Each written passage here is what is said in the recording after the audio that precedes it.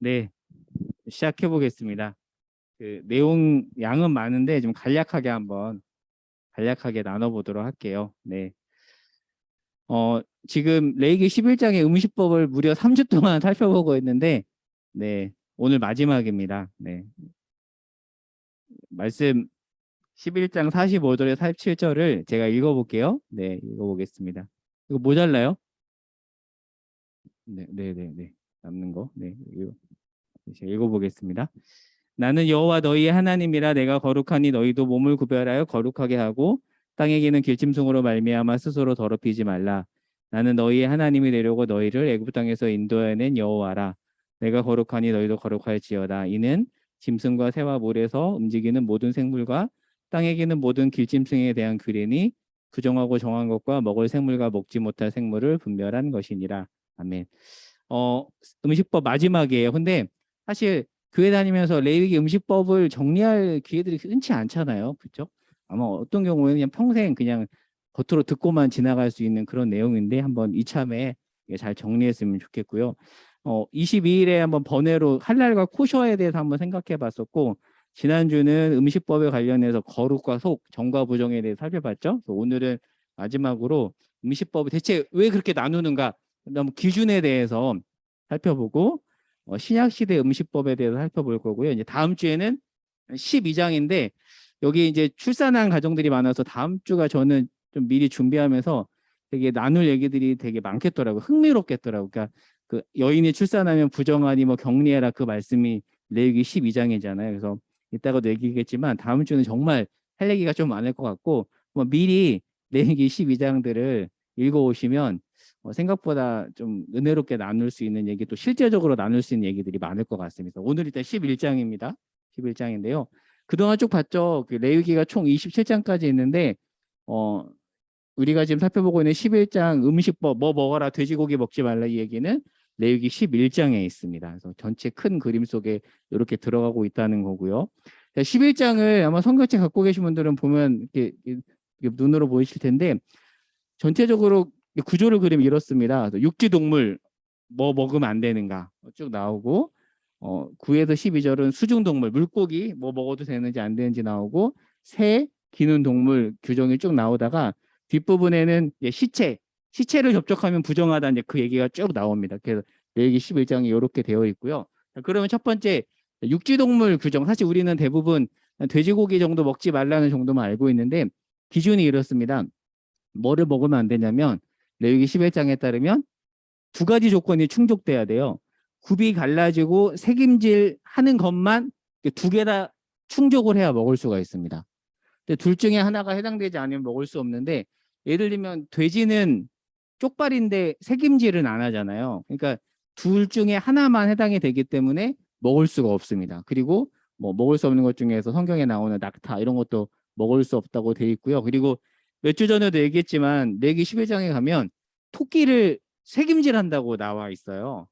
그 사실 이것도 얘기하면 되게 흥미로운 주제인데, 뭐 이미 고등학교 때 그 생물 시간에 배웠겠지만 토끼는 반추동물이 아니잖아요. 근데 예전에 사실 이슈가 있었어요. 토끼는 반추동물이 아닌데 성경에서는 새김질을 한다고 하니까 성경은 거짓이냐? 뭐 하여튼 이런 얘기들이 있었는데, 이 당시에는 뭐 이렇게 동물이 새김질을 한다 뭐 이런 어떤 지식이 없잖아요.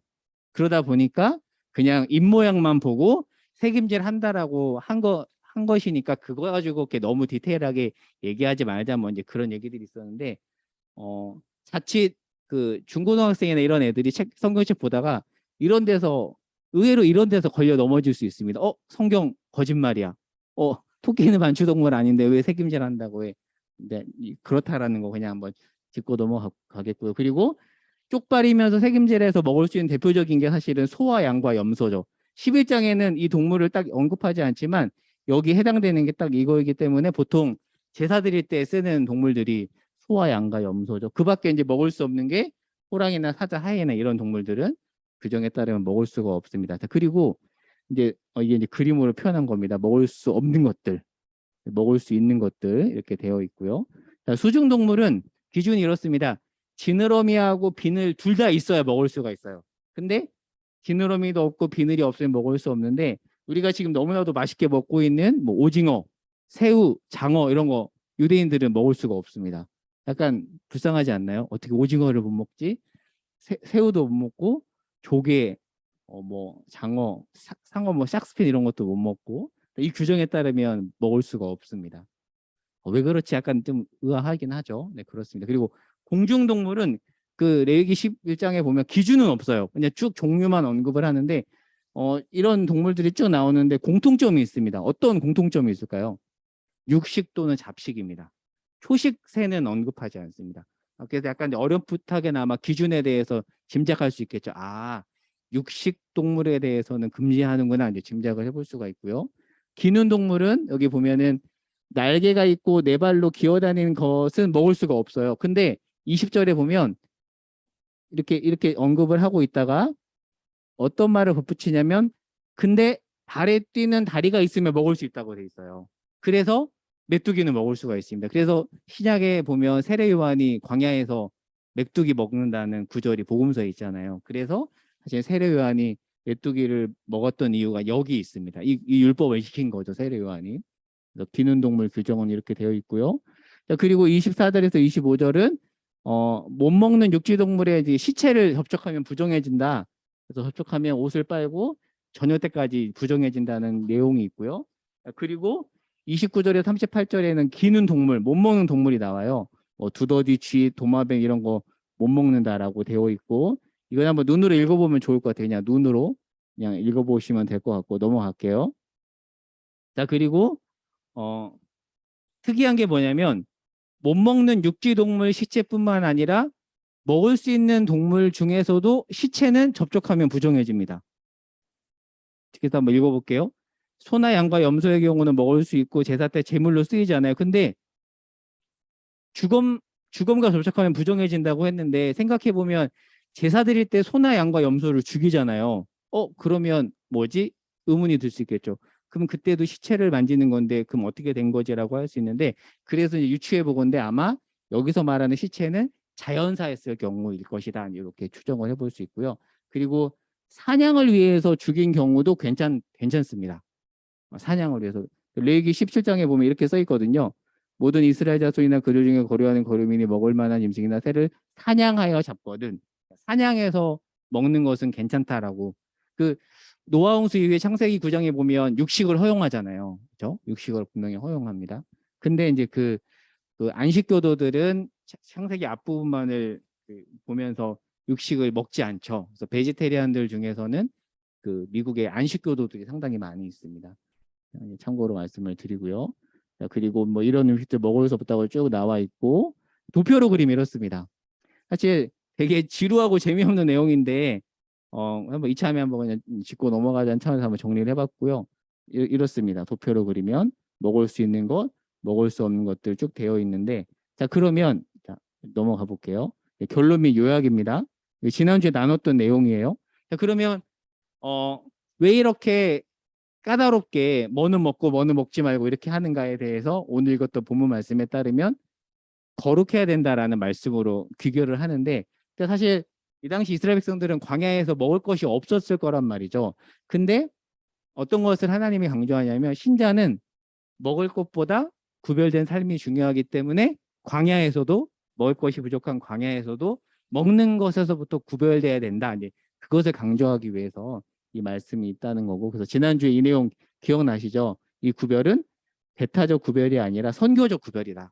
그러니까 난 이거 안 먹어 나는 달라라고 했을 때 그걸 가지고 다른 사람을 배제하기 위해서 이렇게 하는 것이 아니라 나의 다름이 다른 사람에게 흘러가도록 하기 위해서 하나님은 이 구별을 허락하셨다라는 그래서 제가 이렇게 써놔놨죠. 경제용이 아니다.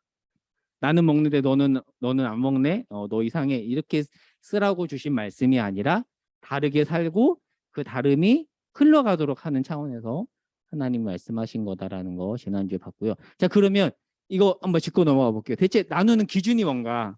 왜 돼지는 못 먹고 어떤 것은 먹고 기준이 뭔가에 대해서 학자들 사이에 다양한 의견들이 있었어요. 보건위생학적인 설명, 상징적 설명, 이방 제2규원설, 생명과 죽음이 있는데 한번 간단하게 한번 볼게요.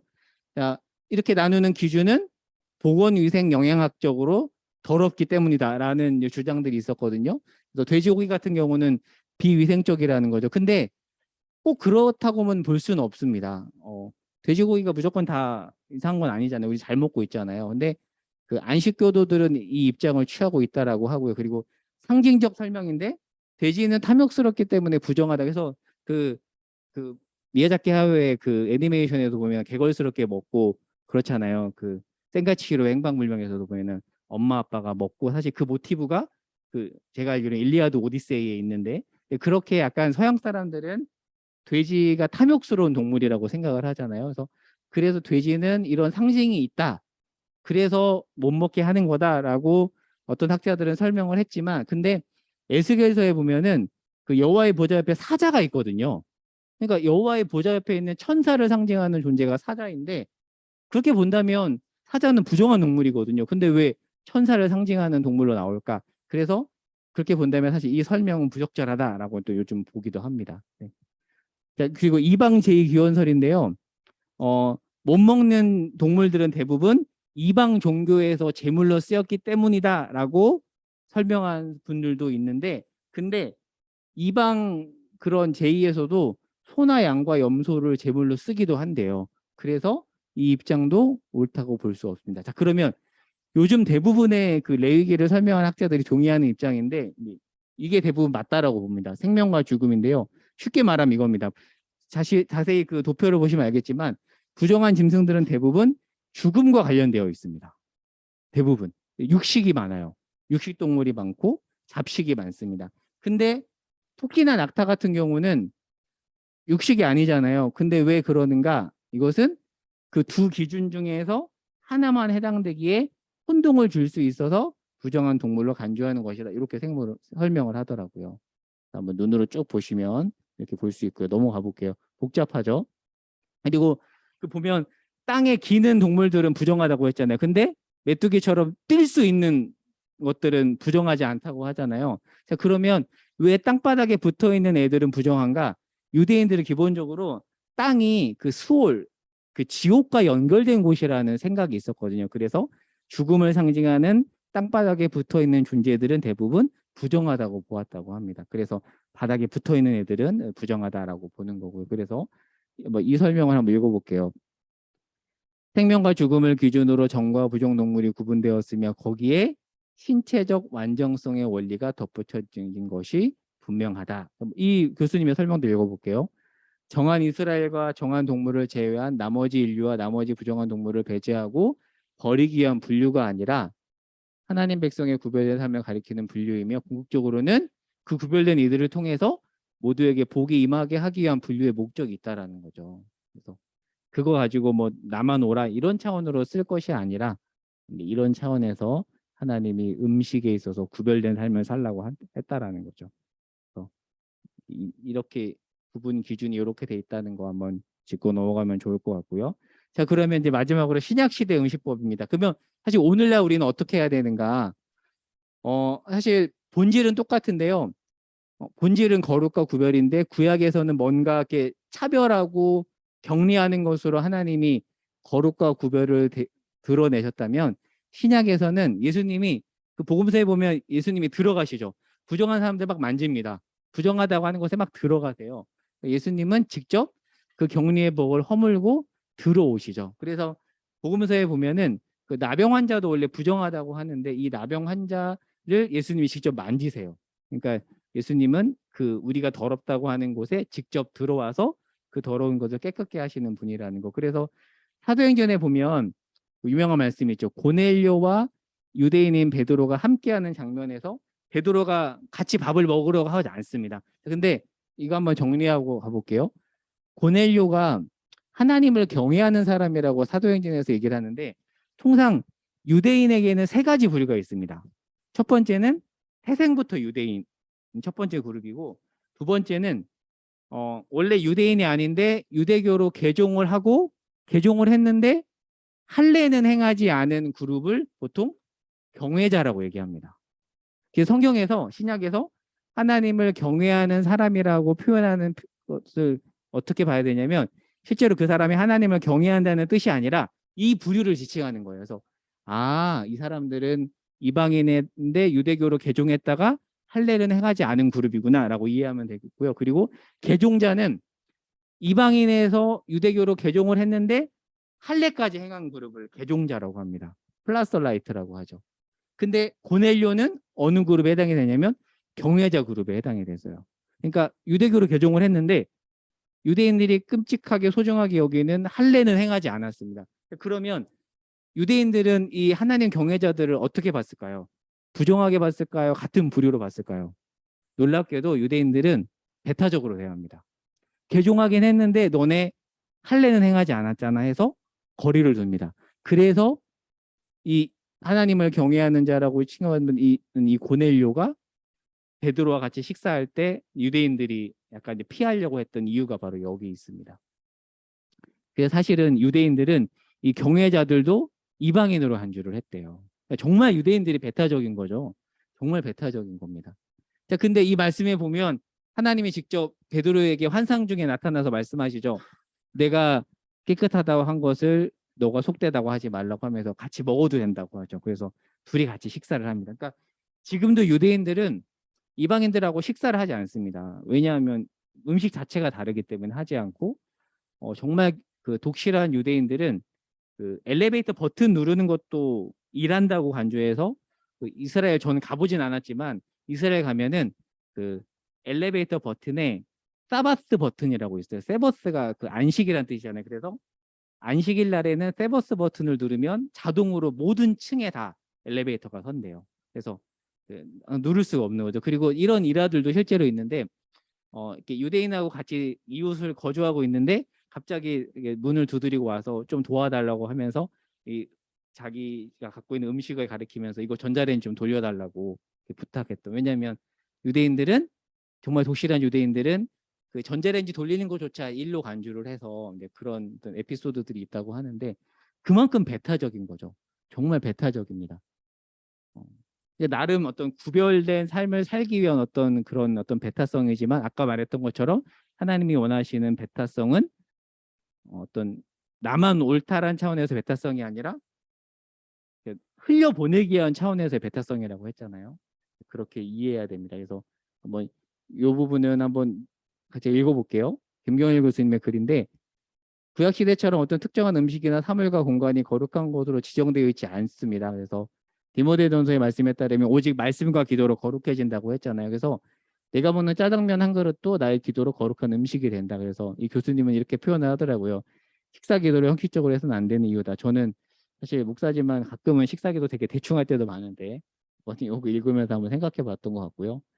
그리하여 제사장들인 우리는 기도를 통해 성물 음식을 먹는다. 마찬가지로 우리가 거룩을 선포함으로써 내가 있는 곳, 나의 주변과 이웃이 거룩해질 수 있다. 이렇게 설명을 하십니다. 쭉쭉 넘어가 볼게요. 음식법에 관한 신약의 말씀드립니다. 한번 집에 가서 한번 읽어보세요. 아까 말씀드렸던 요거 하나님이 베드로에게 내가 깨끗하다는 것을 속되다 하지 말라. 이 말씀 여기 있죠. 이 마지막에 이제 이거 정리하고 한번 끝마쳐 보겠습니다. 사도행전 15장에 가면 예루살렘 공회가 있습니다. 예루살렘 공의회의 결정인데 어떤 결정을 내리냐면 이제 이방인들에게 더 이상 구약의 율법을 강요할 필요가 없다라는 결정을 예루살렘 공의회에서 내리거든요.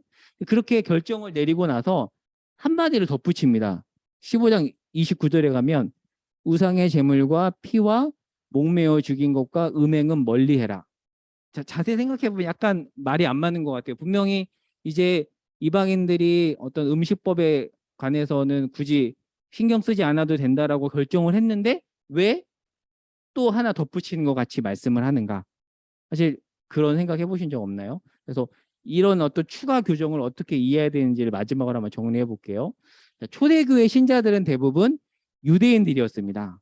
그래서 이들은 대부분 구약 율법을 잘 지키며 잘 살았는데 문제는 이제 점점 유입되는 이방 신자였습니다. 그래서 우리는 사실 별거 아닌 것처럼 느껴지지만 초대교회 신자들에게서도 가장 핫한 이슈는 뭐였냐면 이제 막 유입된 이방 신자들에게 구약 율법을 어떻게 가르칠 것인가 이게 최대 이슈였습니다. 그래서 사도행전 15장에서 공의회를 열어서 어떤 결정을 내리냐면 이방 신자에게 더 이상 할례로 대표되는 구약 율법을 요구하지 않아도 된다는 결정을 내렸어요.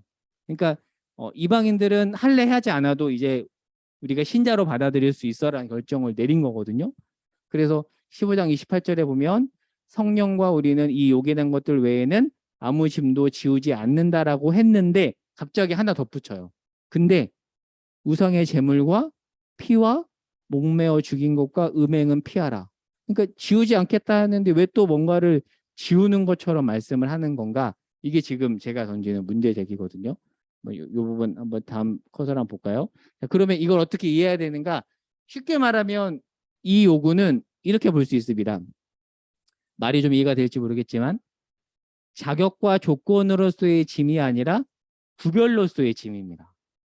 그러니까 이 조건들을 지켜야지만이 신자가 된다는 어떤 자격과 조건으로서 요구하는 것이 아니라 구별로서 요구했다라는 거죠. 이거 안 지킨다고 해서 너 탈락은 아니지만 근데 신자는 다르게 살아야 되는데 이 당시 사회에서 어떤 경건의 모습으로서 이런 것들이 있었거든요. 그러니까 마치 요즘에 뭐 이런 거죠. 뭐 그리스도인이라면 이러면 안 되는 어떤 것들이 있잖아요. 이 사회에서 통용되는. 근데 이 당시 문화에서는 이것들이 그런 기준이 됐다라는 거죠. 우리가 볼 때는 피 먹는 거 뭐 이런 거 별거 아닌 것 같지만 이 당시 문화에서 피를 섭취하는 것은 굉장히 좀 불경건하게 여겼다고 해요. 그래서 이 규정은 자격과 조건으로서의 짐이 아니라 구별로서의 짐이다. 네. 그래서 한번 하나 짚고 넘어가고 하나만 더 얘기하면 두 번째는 이 당시 이방 신자도 생겨났지만 유대인들을 위한 선교도 여전히 필요했거든요. 근데 만약 이런 상황에서 이방 신자들이 유대인들이 굉장히 소중하게 여기는 문화를 소홀히 한다면 어떻게 될까요? 그래서 한번 읽어볼게요. 예루살렘 공의회의 29절의 조치는 임시적 선교 전략을 위한 조치로 볼 수 있다. 예를 들면 이런 거죠. 외국 선교사님이 한국 문화를 무시한 채 선교한다면 사실 약간 거부가 들 수 있는 거잖아요. 그래서 이 29절의 이 규정들은 이 짐을 지운 것은 한마디로 얘기하면 임시적 선교 전략을 위한 조치다라고 볼 수가 있습니다. 네. 이 복잡한 내용을 제가 훅 지나가는데 이제 마지막 이제 정리해 보겠습니다. 율법을 지키는 것에 대해서 한번 정리해 볼게요. 자, 유대인들은 율법에 져서 신자가 된 이후에도 율법을 지켜야 구원받는다 생각을 했지만 예루살렘 공의회 결정에 따르면 아니다. 안 지켜도 된다. 그것과 상관없이 은혜로 구원을 얻는다라고 결정이 됐죠. 자, 그렇다면 율법은 아예 필요 없는가? 사실 신자로 살아가면서 늘 고민되는 부분이 이거 같아요. 율법 폐기론과 율법주의. 사실 늘 이렇게 양극단을 걸어가잖아요. 그래서 제가 던진 질문이 이겁니다. 우리가 지향해야 될 바는 무엇일까? 그래서 제가 진자의 추를 이렇게 그림을 그려왔는데 신앙생활 하다 보면은 저도 어렸을 때는 굉장히 약간 율법주의적인 배경에서 신앙생활 했었거든요. 그래서 이거 주일 성수해야 돼, 뭐 해야 돼 너무 지나치게 강조했는데 이게 여기에 대한 반발로 또 어떻게 되죠? 이렇게 오면은 괜찮아. 그럴 수 있지라고 갔을 때 또 다른 극단으로 지나친 뭐라 그럴까요? 자유주의로 갈 수 있는 거죠. 사실 남포교회 와서 이제 얘기 많이 했던 게 그거잖아요. 사실 남포교회는 약간 한국교회의 지나친 율법주의에 대한 반발이 있는 교회다 보니까 자칫 잘못하면 남포교회 같은 경우는 이렇게 갈 수 있거든요. 아니 그냥 아무렇게나 해도 돼라고 갈 수 있는 교회이기 때문에 한번 이 부분은 질문을 던진 겁니다. 이렇게 진자의 추처럼 사실 여기서 진자를 던지면 가운데 멈추지 않고 또 끝으로 가잖아요. 그러니까 사람이 그런 것 같아요. 늘 끝에서 끝으로 가는 것 같아요. 그래서 하여튼 우리가 추구해야 될 것은 무엇인가 한번 이 질문을 던져본 거고요. 자, 그래서 우리는 율법을 자격과 조건으로서 지키는 율법주의도 아니죠. 그러니까 우리가 뭐 율법 안 지킨다고 탈락되는 건 아니죠. 그렇다고 율법이 필요 없다고 말하는 구원파 같은 폐기론자도 아닙니다. 그러면 우리에게 율법은 뭔가 규범으로 정체성으로 지키는 거죠. 그래서 오늘날 피를 멀리하려는 식의 요구는 할 수 없지만 우리는 다른 건 요구할 수 있습니다. 그렇게 해야 신자가인 건 아니지만 신자라면 어떤 구별된 모습을 가지고 살아야 된다라는 거죠. 그래서 그렇다면 오늘날 우리가 신자로서 이렇게 뭔가 이렇게 구별로서 가지고 있어야 될 것은 무엇인가 한번 이 부분을 생각해 보자라는 거고요. 마지막 컷입니다. 당시 신자들에게는 구별로서 지켜야 될 거를 요걸로 요구를 했는데 오늘날 우리에게 자격과 조건은 아니지만 우리가 구별로서 지켜야 될 것은 뭐가 있을까? 한번 생각해 보면 좋을 것 같아요. 신자라면 뭔가 달라야 된다라고 하는 어떤 모습들이 있잖아요. 그것과 어긋난다고 해서 우리가 뭐 구원이 취소되거나 그런 건 아니지만 구별로서 지켜야 될 것은 무엇이 있을까를 생각해 보면 좋겠습니다. 그래서 이게 마지막 던지는 질문이고요. 다음 주 예고는 이겁니다. 다음 주는 아까도 말씀드린 것처럼 조금 얘기할 만한 게 되게 많을 것 같은데 12장에 나오는 출산한 산모 정결법을 살펴볼 거예요. 그래서 출산한 여인을 부정하다라는 식으로 말하는 이 말씀을 우리가 정말 어떻게 적용해야 될지, 정말 출산한 여인은 부정한 걸까? 그래서 다음 주에는 레위기 11장을 한번 주중에 한번 여러 번 읽어보시면 좋을 것 같아요. 그래서 이 당시 가부장 사회에서 이 정결법이 어떤 의미가 있었는지, 이 말씀을 토대로 오늘날 산물을 어떻게 대해야 되는지 한번 생각해 보는 시간을 다음 주에 갖도록 하겠고요. 또 오늘은 이 어떻게 보면 참 재미없고 지루한 음식법을 이렇게 한번 정리해 봤습니다. 그래서 네, 졸린 시간에 어려운 내용을 한번 정리해 봤는데요. 네, 소그룹 나눈 질문 두 가지입니다. 네. 첫 번째는 한번 오늘 말씀을 토대로 새롭게 알게 된 점이나 깨닫게 된 점이 있다 한번 나눠 보시고요. 두 번째 질문이 좀 길죠? 한번 제가 정리해 볼게요. 율법을 지키지 않는다 해서 우리가 하나님의 자녀로서 신분이 취소되는 건 아니죠. 하지만 하나님은 우리가 세상에서 거룩한 백성으로 살기 위해서 율법을 요구하지만 그것은 자격과 조건이 아닌 구별로서 요구한다. 아까 그 내용 나눴죠. 하지만 자격과 조건으로 요구하지 않는다 하면 자칫 율법에 대해서 좀 아까 무시하거나 간과할 수 있고, 또 한편으로는 지나치게 반응해서 율법주의로도 갈 수 있습니다. 그렇죠? 그래서 율법 폐기론과 율법주의의 묘한 경계에서 우리가 신자가 구별로서 지켜야 될 율법에는 무엇이 있을지 질문이 어렵지 않죠? 그리고 시간이 혹시 된다면 우리가 이제 자녀들을 키우는데 자녀들에게도 어떤 율법을 가르쳐야 되잖아요. 뭔가 어떤 신자로서 뭔가를 해야 되는 것을 가르쳐야 되는데 어떻게 가르치면 좋을지, 그리고 이 조금 아이들을 키우고 계신 분들은 어떻게 가르치고 있는지 등등 그런 부분들을 생각해보고 나누어 보면 좋을 것 같습니다. 또 오늘은 되게 약간 지루한 내용들을 이렇게 정리해 봤는데, 그럼 한번 소그룹으로 한번 모여보도록 할게요. 네.